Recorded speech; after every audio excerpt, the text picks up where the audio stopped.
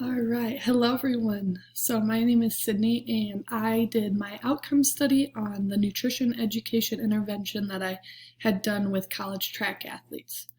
Some background to this.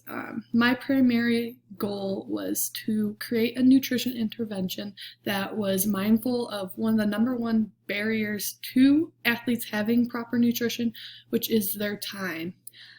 As an athlete myself, I know how things just kind of pile up on each other, and it's easier to just ignore rather than to deal with the aspect of nutrition in your workouts. But also, I know without properly following and trying to get the proper nutrition before, after workouts, it can really lead to fatigue.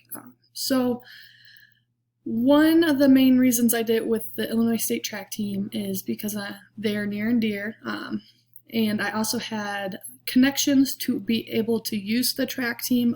Typically, they don't like doing surveys or studies. They limit them almost to none. But being that I am currently and have been an athlete there for 5 years, they're kind enough to let me do kind of a longer study with them. So the methodology I used was basically I created these 10 nutrition education videos and they ran from 3 to 10 minutes. My goal was to hit about that 5-minute mark, but some topics just had quite a bit of information to them. And with these videos, I had an intro video that kind of explained what you'd be doing, explaining the pre-test, post-test, also explaining who I was. And so that went out with email. I used the GA to help me send out the emails that went to every single track student. So they took this pre-test, and then over a span of 3 months, 1 to 2 videos were sent out. And then they would watch the videos, and then of course at the end the post quiz was taken. So into the results, the pre-test, you can see each question over here. The pre-test is white. Every single question got better responses on the post-test, which is absolutely what we like to see, and then a breakdown of the averages.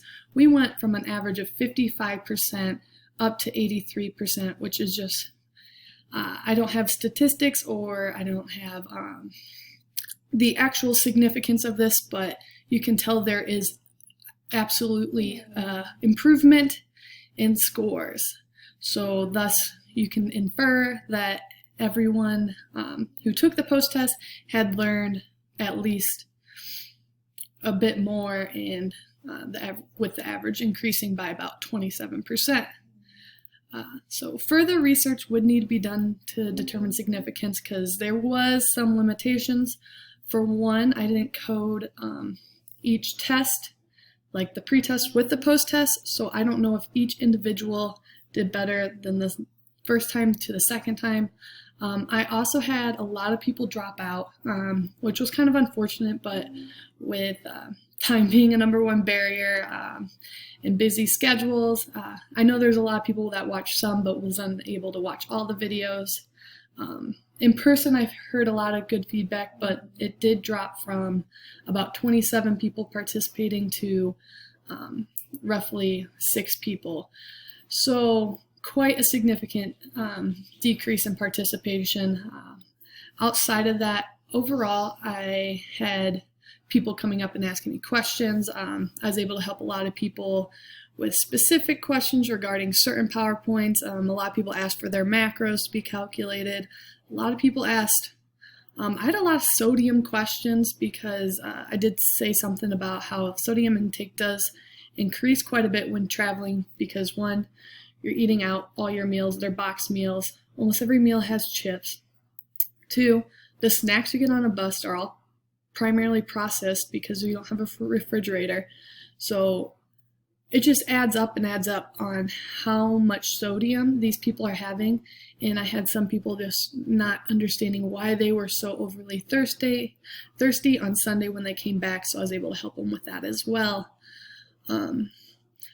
But in conclusion of my project, there's a lot of obstacles with COVID. None of the quizzes couldn't be in person, the educations couldn't be in person. So after doing all this, I have a feeling that if you were to do the quizzes in person, more people would do them, especially if you show up to a team meeting where they're already planning on being in person, handing the quiz and it only taking a few minutes or so and then collecting them. More people would be likely to follow them. And with the nutrition education videos, I do wish I was able to keep them all to that about 2 to 3 minute range. I think then people would have been able to pay attention the whole time and thought they're more interesting, and then doing them more frequently. So starting a project at the beginning of the year where at each team meeting there's a 2-minute nutrition clip, and so on, whether it's a clip of some sort video or you talking and giving a few nutrition facts each team meeting. I think especially in person people would have taken away more, and then also during the online team meeting, Zoom, that potentially could have had a greater impact. Overall, I'm pretty happy with how it panned out. Even with some limitations, there's clearly an improvement from pre-test to post-test. And yes, so please comment and let me know if you have any questions, if you need anything clarified. But overall, I enjoyed doing this project, and I feel like it did answer the question, will nutrition education videos improve nutritional knowledge for college track athletes? And I would like to think it did. And I think this study definitely opened up the idea for future and more statistical analysts on the subject matter. So, all right, let me know if you have any comments or concerns down below. It was great doing this. I hope you guys have a great rest of your semester. Almost done. But see you guys.